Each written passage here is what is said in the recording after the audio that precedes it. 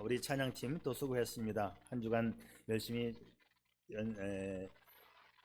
찬양곡을 뽑고 또 금요일 날 모여서 연습하고 이렇게 오늘 찬양 인도해 주신 것 정말 감사를 드리고 하나님이 귀하게 받으신 줄 믿습니다. 아멘. 네, 오늘 함께 말씀을 나누죠. 오늘 말씀은 내 인생의 행복을 위한 하나님의 전략, 그렇게 제목을 잡았어요.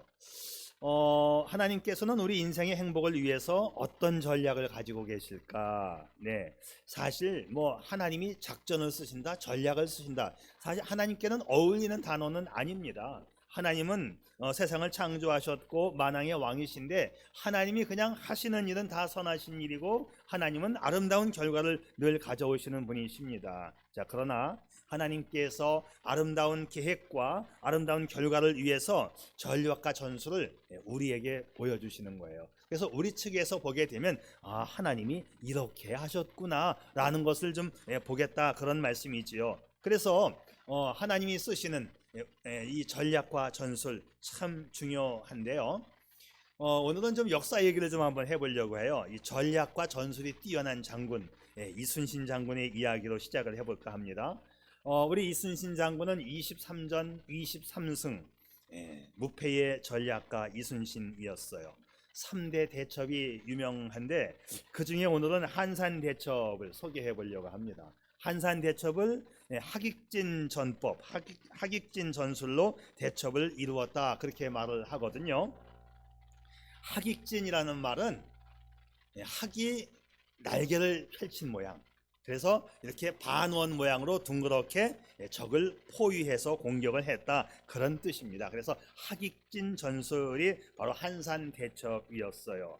자, 여기에서 이순신 장군은 나의 장점은 최대화시키고 적의 장점을 최소화시키는 전술을 구가했습니다.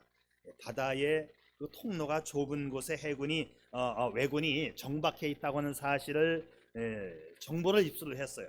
그런데 그 좁은 통로에서는 전술을 펼치기가 좀 안 좋으니까 이순신 장군이 한 5-6척의 배를 그 왜군이 정박해 있는 쪽으로 보내서 유인 작전을 했어. 그래서 이제 5-6척이 와서 전쟁을 걸자고 시비를 거니까 왜군들이 한 번에 이제 섬멸을 하려고 쫓아왔어. 우리 6척은 도망을 오는 거죠. 이제 끌어내는 작전을 했던 겁니다.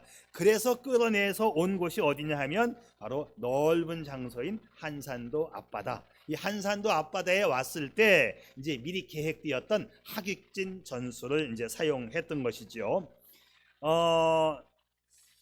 자, 여기에서 일본 배가 73척 중에 59척이 전소되거나 침몰되었고 3,000여 명 이상 일본군이 전사한 걸로 기록이 되어 있고 나머지 배는 도주해서 일본으로 도망을 갔습니다.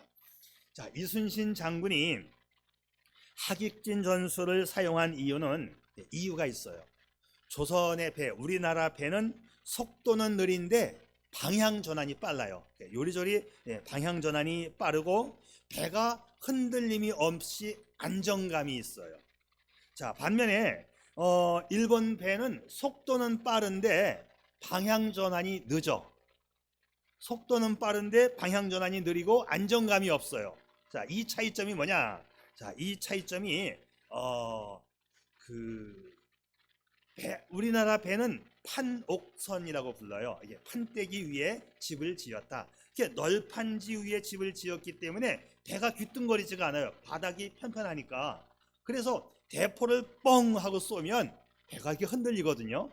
그러면 다음 대포를 쏠 때까지 진정이 돼야 또 쏘는 건데 우리나라 배는 판 위에 지어진 배이기 때문에 흔들림이 없으니까 연발이 가능해. 연속 사격이. 그런데 일본 배는 생김이 이렇게 밑창이 V자형으로 생겼고 앞이 뾰족해서 앞으로 나가는 속도는 빠른데 얘는 방향 전환이 안 돼요. 방향 전환을 하려면 넓게 원을 그리면서 이렇게 돌아야만 돼. 우리 배는 이렇게 방향 전환이 빠르고, 그러니까는 큰 지역으로 유인을 해서 방향 전환을 빨리 하면서 한 번에 기습 공격을 하려고 하깃진 전법을 썼던 것입니다. 원래 하깃진 전술을 썼기 때문에 이긴 것은 아니에요. 이 하깃진 전법을 쓰면서 적의 단점을 적의 장점은 무력화시키고 우리의 장점은 최대화시키는 방법을 쓰려고 이 하객진 전법을 쓴 건데, 하객진 전법을 쓰려면 사실상 군대의 숫자가 더 많아야 된다고 해요. 이 전술가들에 의하면. 생각해 보세요. 적을 포위해서 공격을 하려면 적을 감싸야 되니까 숫자적으로 우세해야 되고, 우세한 숫자를 가지고 확실하게 이기는 방법이 이 하객진 전법이었는데, 사실은 우리는 숫자도 부족해요. 그런데 이들이 견내량이라고 하는 그 좁은 이쪽 섬과 이쪽 섬, 지금의 거제도와 통영에 맞닿은 지점에 일본군이 정박해 있는데, 원규는 요때 그냥 기습적으로 공격합시다, 저들이 정박해 있으니까. 그런데 이순신은 아니다, 우리가 너무나 숫자적으로 불리하기 때문에 우리가 공격하는 건 안 된다, 끌어내서 우리가 연마된 기술로 하는 것이 낫다 해서 이제 이순신 장군이 하객진 전법을 쓰기 위해서 끌어냈어.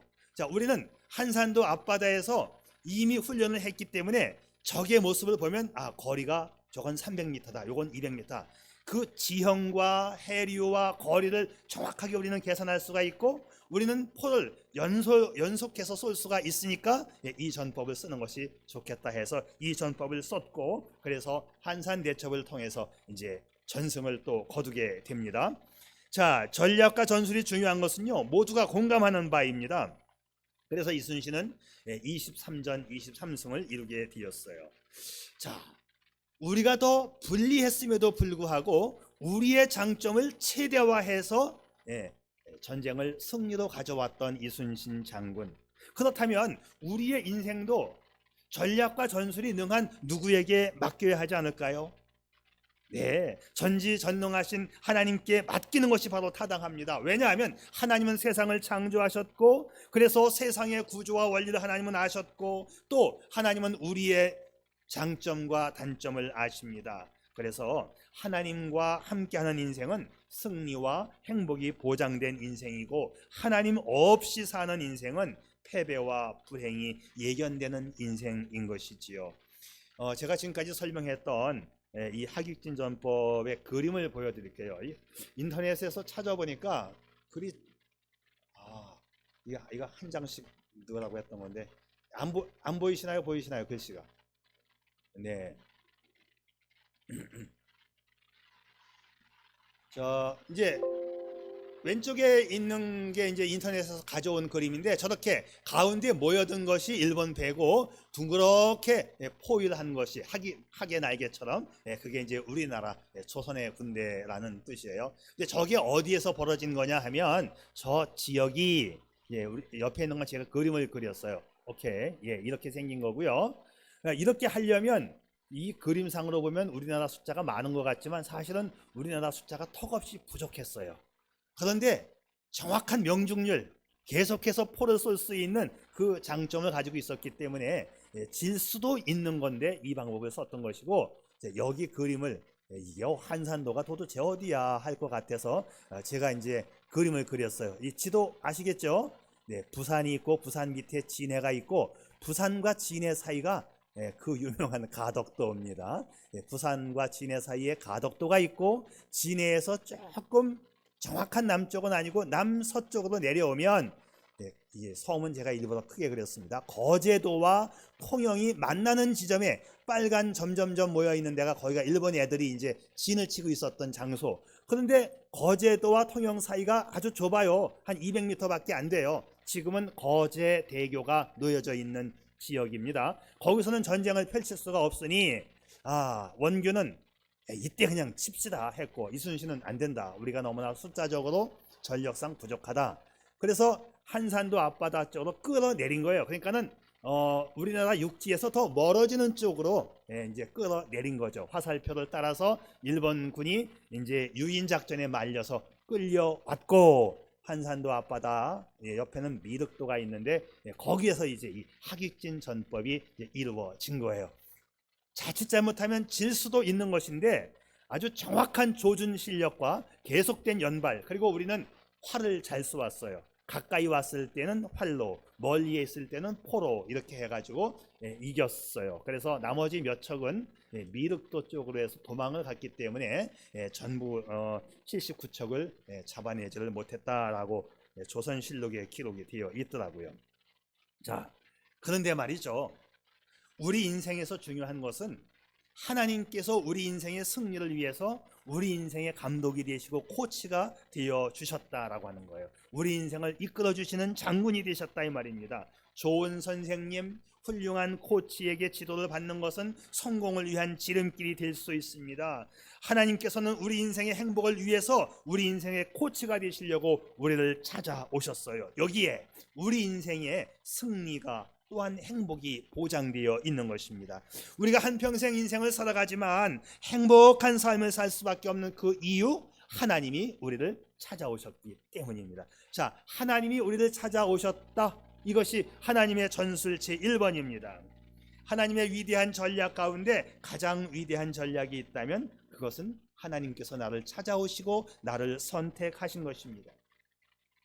하나님은요, 하나님께 선택된 사람들에게만 행복을 약속하셨어요.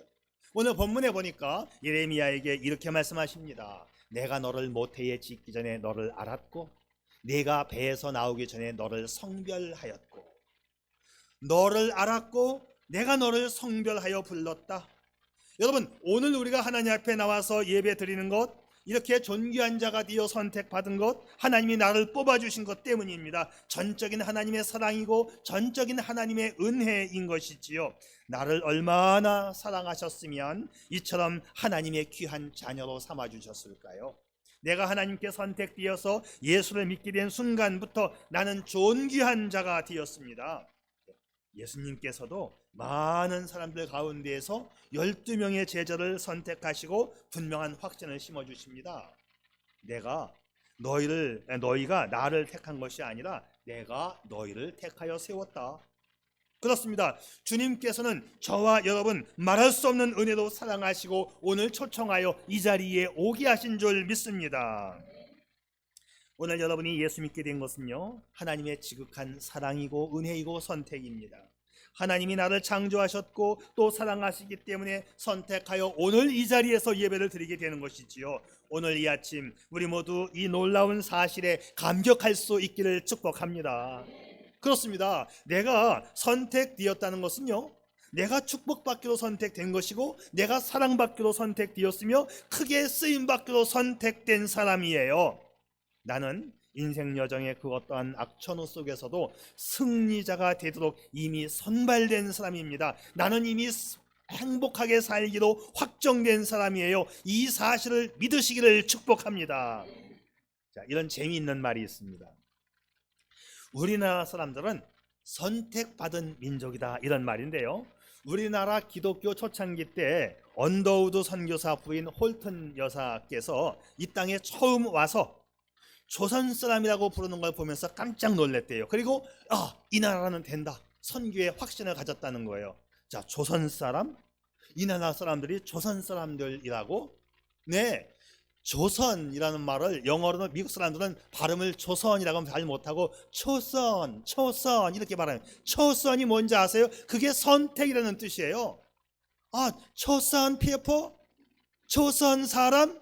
이 사람들은 선택받은 사람이야? 자기네 나라 말로 해석을 하니까 조선 사람은 선택받은 사람이다, 이 나라는 선교가 되겠구나 라고 확신을 가졌다는 거 아닙니까? 세상에 이런 이름을 가진 나라가 다 있다니. 그래서 확신을 가지고 선교를 한 결과 정말 우리나라에서 선교가 성공을 이루지 않았습니까? 우리나라보다 일본의 선교사가 더 먼저 왔어요. 일본을 거쳤다가 한국으로 들어온 건데, 일본은 기독교가 쪼그라들었고 한국은, 조선은 초선 피플 아닙니까? 선택된 사람들. 그래서 우리나라에서는 기독교가 왕성하여지고 일본에 의해서 이렇게 망했었지만 우리나라는 잘 사는 나라로 매일매일 거듭거듭 부흥을 하고 있는 것입니다. 그래서 우리나라는요, 반만년의 역사 가운데 930여 해나 외세의 침략을 받았음에도 불구하고 오늘날까지 건재하신 줄 믿으시기를 바랍니다. 그래서 우리는 선택받은 민족, 하나님 앞에 복받은 민족, 우리는 나라가 잘 되기 위해서 더욱 하나님을 잘 섬겨야 하는 것입니다. 자, 우리 한번 따라해 볼까요? 맨 밑에 나는 선택받은 사람이다. 시작. 나는 선택받은 사람이다. 아멘.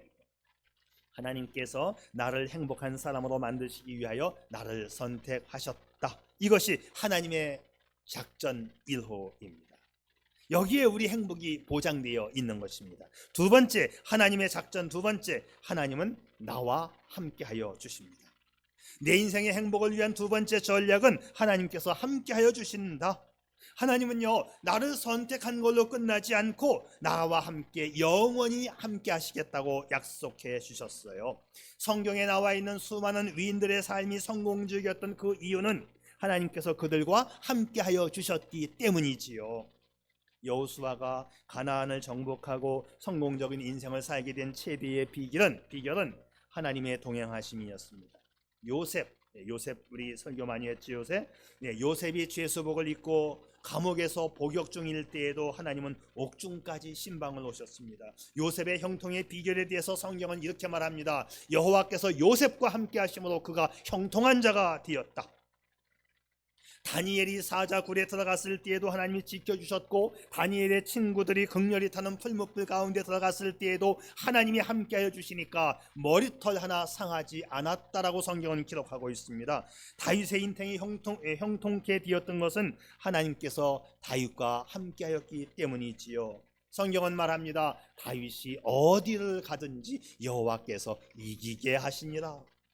여러분, 우리 인생에도 헤쳐나가야 할 수많은 일들이 산재해 있어요. 바로와 같은 강력한 대적이 있고, 감당하기 어려운 그러나 건너가야만 하는 홍해가 있고요, 기필코 점령해야만 하는 여리고성이 있고요, 산더미 같은 골리앗 문제가 우리 가운데 얼마나 많이 있습니까? 오늘 내 인생의 도처에 숱한 역경들과 내가 해결하지 못한 미해결 과제들을 보면서 우리는 신음하고 있습니다. 그때 성경은 말합니다. 우리 주님의 말씀, 두려워 말라, 내가 너와 함께하여 너를 구원하리라. 이것이 오늘 8절의 말씀이에요. 이것이 오늘 우리 인생을 행복하게 만들 수 있는 하나님의 행복 전략 두 번째입니다. 하나님이 함께 하시면 안전뱅이가 일어나고 중풍병자가 고침받고 죽었던 나사로가 살아나는 것처럼, 주님이 내 인생 가운데 함께 하시면 우리의 인생도 형통케 되는 것입니다. 다만 이것을 사모하는 믿음이 여러분에게 있기를 축복합니다. 복을 받으려면 사모하고 믿어야 되는 거예요. 울어도 안 되고 힘써도 안 되고 참아도 안 되지만 믿으면 됩니다. 믿음만 있으면 항상 하나님이 나와 함께 하심을 체험할 수 있습니다. 하나님이 함께 하심으로 형통할 수 있습니다. 찬송가의 작가 마틴의 찬송처럼, 너 근심 걱정 말아라, 주 너를 지키리. 아무 때나 어디서나 주 너를 지키리, 늘 지켜주시리, 늘 지켜주시리. 하나님께서 나와 함께 하시며 지켜주시며 사랑하시겠다는 뜻입니다. 그러니까 우리는 아무 걱정이 없어요. 근심 없습니다. 문제가 없습니다. 하나님을 의지해서 하나님과 더불어 함께 살아가는 일평생의 삶이 될 수 있기를 축복합니다. 전에 오카논 목사님이 돌아가셨죠. 오카논 목사님이 비행기를 타고 외국을 여행하게 되었는데, 비행기가 이륙하기 전에 자리에서 벌떡 일어나더니 뒤를 보면서 승객들을 보고 이렇게 말을 했대요. 여러분, 오늘은 안전합니다. 그랬대요. 자, 그렇게 말한 이유가 뭐냐면, 오늘 안전하게 해달라고 자신이 기도했기 때문에 믿음의 확신을 가지고, 사람들은 저 사람이 목사인지 몰라.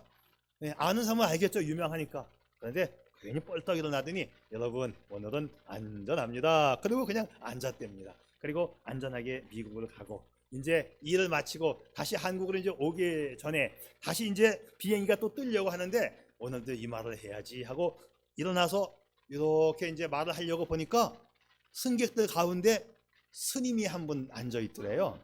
중이 한 분. 그래서 그날은 뭐라고 말했냐면, 오늘은 조금 불안합니다.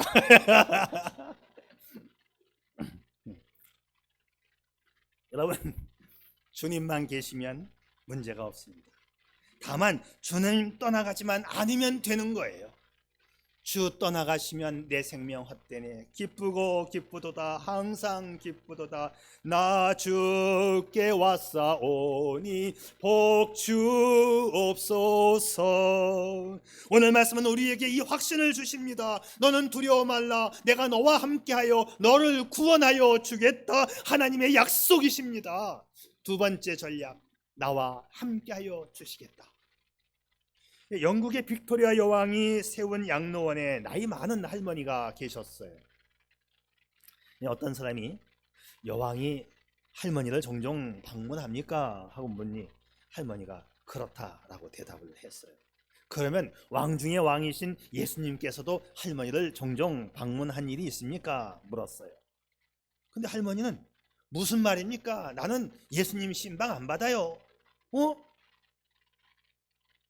그러면서 이어지는 할머니의 말씀, 나는 예수님과 항상 함께 삽니다. 지금 이 순간도 나와 함께 여기에 예수님은 계십니다 라고 대답을 했다는 거 아닙니까? 주님은 우리를 신방하시는 것이 아니라 늘 함께하여 주심을 믿으시기를 바랍니다. 미국을 여행하다 보면 고속도로변에 이 광고판이 참 많아요. 우리나라도 참 많죠. 자, 그런데 그 광고판 문구 중에 이런 광고가 있습니다. Where you go, there we are. 해석을 하면 당신이 어딜 가든지 거기에 우리가 있습니다, 그런 뜻이에요. 자, 이걸 보면서 이 문구를 저는 이렇게 바꿨으면 좋겠다고 생각합니다. Where you go, there he is. 당신이 어딜 가든지 거기에 주님이 계십니다. 할렐루야. 그래요, 당신이 어디에 있든지 하나님은 여전히 당신과 함께 하십니다. 그래, 시편 139편의 노래처럼 내가 하늘로 올라가도 주님은 거기 계시며 내가 바다 끝에 가서 머물지라도 거기서도 주님은 나를 인도하시며 그 오른손으로 나를 힘있게 붙들어 주십니다. 할렐루야. 아멘. 이분이 우리의 하나님이십니다. 그렇다면 우리는 또 이런 찬양을 부를 수 있지 않을까요? 내가 어둠 속에서 헤맬 때에도 주님은 함께 계셔. 내가 시험 당하여 괴로울 때에도 주님은 함께 계셔. 그래서 말이죠, 인생은 경험으로 사는 거 아니에요. 연륜이나 경력 가지고 사는 것도 아닙니다. 오직 하나님과 함께 살아가는 것입니다. 이것이 우리 그리스도인들의 현 주소이지요. 자, 이사야 41장 10절 말씀은 이렇게 우리에게 힘찬 약속을 주십니다. 우리 한번 함께 읽겠습니다. 다 같이 시작. 두려워 말라, 내가 너와 함께함이니라. 놀라지 말라, 나는 내 하나님이 됨이니라. 내가 너를 굳세게 하리라. 내가 너를 도와주리라. 참으로 나의 의로운 오른손으로 너를 붙들리라. 아멘. 얼마나 신실하신 하나님의 약속이신지요. 사랑하는 여러분, 내가 누굽니까? 이 물음에 대하여 성경은 너무나 감격스러운 대답을 해주십니다. 나는 하나님 앞에 선택받은 행복자이다. 나는 하나님께서 친히 함께하여 주시는 소중한 존재이다. 내가 얼마나 소중하면 예수님이 나와 함께 하시려고 이 땅에 오셨습니까? 내가 얼마나 소중하면 성령께서 보혜사로 내 안에 들어와 계십니까? 성령 하나님은 세상 끝날까지 우리와 함께 해주신다고 약속하셨습니다. 나는 하나님께로부터 무한한 사랑을 받는 소중한 존재입니다. 그래서 내 인생의 행복이 보장된 것입니다. 자, 이제 마지막 우리 하나님의 세 번째 전략, 하나님은 마침내 나를 도와 승리케 하여 주십니다. 첫 번째 전략, 나를 선택해서 뽑았어. 두 번째 전략, 나와 함께 하셔. 그리고 마침내 나를 승리의 길로 인도하십니다. 오늘 10절 말씀은 이렇게 말합니다. 내가 오늘 너를 여러 나라와 여러 왕국 위에 세워 내가 그것들을 뽑고 파괴하며 파멸하고 넘어뜨리며 건설하고 심게 하였느니라. 그래요, 하나님은 나를 선택하여 뽑으셨고 나와 함께 하시면서 모든 장애물을 파괴하고 넘어뜨리며 새롭게 건설하신다고 약속하십니다. 사실요, 나는 강하지도 않아요. 나는 능력도 없습니다. 그런데 하나님께서 함께하여 주시니까 나는 승리하는 것입니다. 바울이 그랬죠. 내가 약할 그때가 강합니다. 내가 약할 때 하나님은 내 손을 내밀어 나를 붙잡아 주시기 때문입니다. 하나님의 은혜만 의지하면 백전백승이 되는 것이지요. 여러분, 나로 살지 말고 하나님의 도우심으로 살아갈 수 있기를 바랍니다. 나의 강함이 아닌 하나님의 강함을 의지하여 은혜로 승리하는 삶을 살게 될 줄 믿습니다. 나는 약해도요, 하나님이 함께 하시면 승리하게 됨을 우리는 믿는 것입니다. 이 하나님의 전략과 이 하나님의 전술이 항상 승리하는 것은 하나님께서 이 세상을 창조하셨기 때문입니다. 그분이 전능하시기 때문입니다. 하나님은 내가 살아가야 하는 이 삶의 터전을 아시고 나의 약점을 아시고 나의 강점을 아십니다. 이순신 장군이 나의 강점을 부각시키고 적의 강점을 약화시킨 것처럼 하나님은 나의 약함을 아십니다. 하나님은 내가 살아가야 하는 이 삶의 터전을 아시고 나의 모든 것을 아시는 나의 하나님.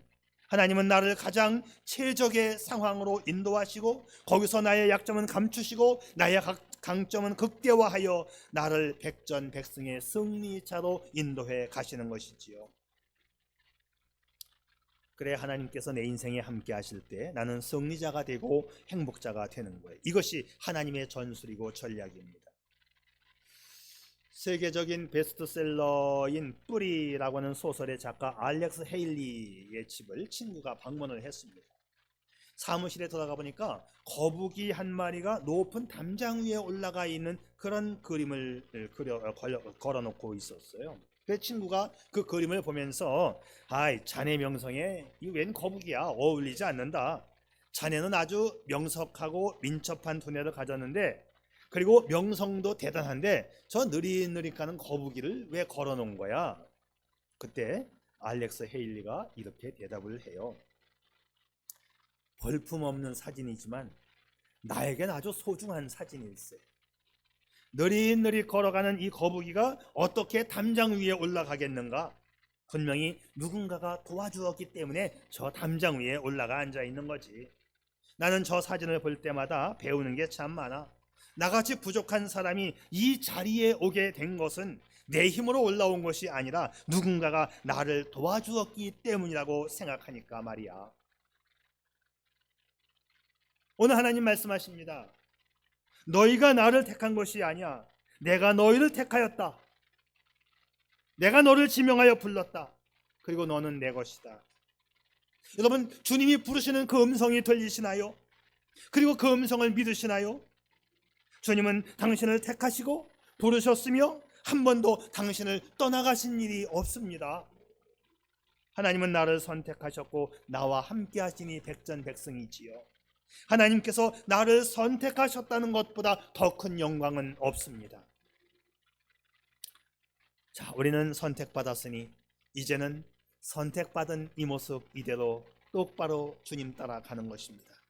여러분, 기웃뚱거리지 마세요. 뒷뚱거리지 마세요. 갈팡질팡하지 마세요. 좌우로 치우치지 마세요. 뒤를 돌아다볼 필요도 없습니다. 믿음의 주여 온전케 하시는 이인 예수만 바라볼 수 있기를 바랍니다. 오히려 우리는 이렇게 고백을 해야 될 것 같아요. 주님, 나 같은 것을 어디에 쓰려고 나를 선택했습니까? 내가 뭘 잘났다고 내 곁에 늘 계셔 주십니까? 이렇게 우리가 물어봐야 되는 거 아니에요? 그러니 이제 우리는 주님 앞에 그래요 주님, 이제는 주님만 사모하며 십자가 바라보며 살겠습니다. 참빛으로 살겠습니다. 미랄로 썩게 되겠습니다. 주님의 뜻이 이루어지기를 나는 원합니다.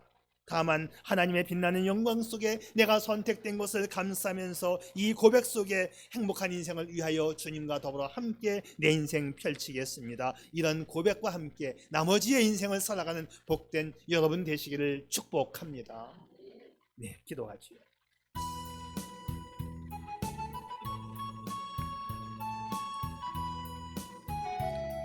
사랑하는 여러분, 우리는 하나님의 특별한 목적과 섭리로 선택받은 백성입니다. 우리가 하나님께 선택되었다면 우리는 이 시대의 주역이 될 수 있는 잠재적 능력과 가능성이 이미 타고난 사람들입니다. 그런데 당신은 얼마나 건강한 자화상으로 자신을 기억하고 있는지, 아직도 팔자 타령, 운세 타령, 애군 타령하면서 운명론적으로 어둡게 인생을 살고 있습니까? 아니에요. 당신은 우주가 창조되기 이전부터 하나님의 은혜로 선택받은 사람이요, 인생의 어떤 악천후 속에서도 하나님이 친히 함께 주실 그만큼 소중한 존재입니다. 그러니 어떤 일에도 위축되지 말고 귀빈 의식을 가지고 힘차게 살아갈 수 있기를 바랍니다. 세상이 무너져도 하나님은 당신 편입니다. 주님이 당신과 함께하여 주심이 하나님의 변치 않는 전략이고 전술입니다. 그래서 당신은 행복한 인생이 되고야 마는 거예요. 하나님께서 나를 선택하셨다는 믿음과 자부심으로 승리하는 인생을 살아가는 여러분이기를 축복합니다. 아멘. 아버지 하나님 감사합니다. 이 믿음으로 살겠습니다. 세상 끝날까지 함께하여 주시는 믿음, 이 믿음 속에 인생 승리할 것을 믿으며 감사하며 살게 해 주시옵소서. 예수님의 이름으로 기도드리옵나이다. 아멘.